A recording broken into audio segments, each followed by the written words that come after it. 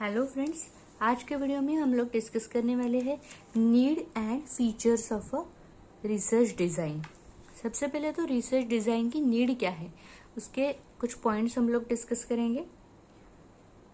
Research design is needed because it facilitates the smooth selling of the various research operations, thereby making research as efficient as possible, yielding maximum information and minimal expenditure of efforts, time and money.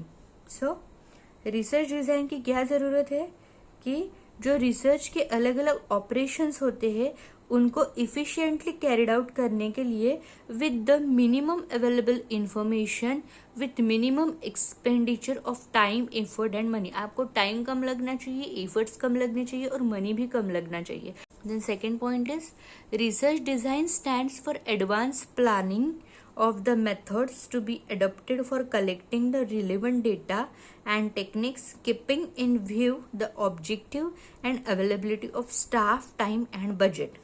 So अगर आपका design clear है तो उसमें आपने planning भी किया होगा और वो प्लानिंग में आपको ये भी पता होगा कि डेटा को कलेक्ट कैसे करना है, कौन से टेक्निक्स यूज करने हैं, आपके पास डेटा कलेक्शन और आगे के प्रोसेसिंग के लिए स्टाफ, टाइम और बजट अवेलेबल है या नहीं। तो ये सब चीजें अगर इन एडवांस आपके पास अवेलेबल होगी, आपका एनालिसिस हुआ होगा, तो आपको जो रिसर्च वर्क कैरिड आउट करना है उसमें हेल्प होगी।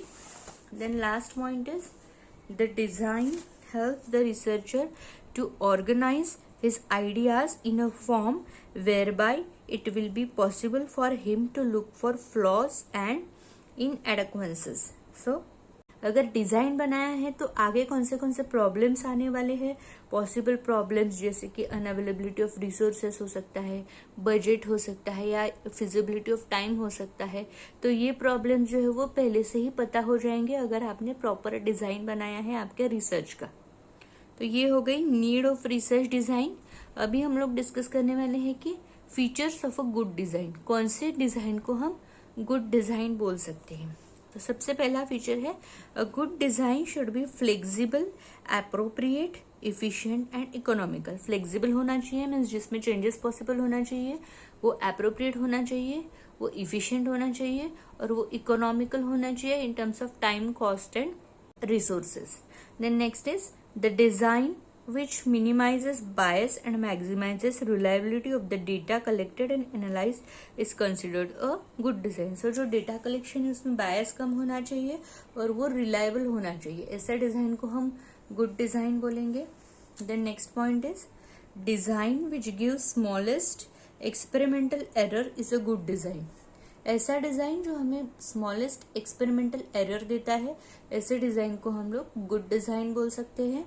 Then next is the design which yields maximum information and provides an opportunity for considering many different aspects of a problem is a good design.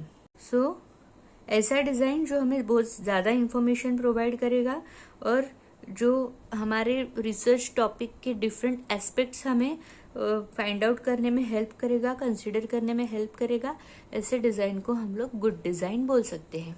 तो आज के वीडियो में हमने discuss किया कि रिसर्च की नीड क्या है और कौन से रिसर्च डिज़ाइन को हम लोग अच्छा रिसर्च डिज़ाइन बोलेंगे, उसके हमने फीचर्स डिस्कस किए हैं। That's all for this video. Thank you for watching and don't forget to like, share and subscribe this channel to see more videos on this topic.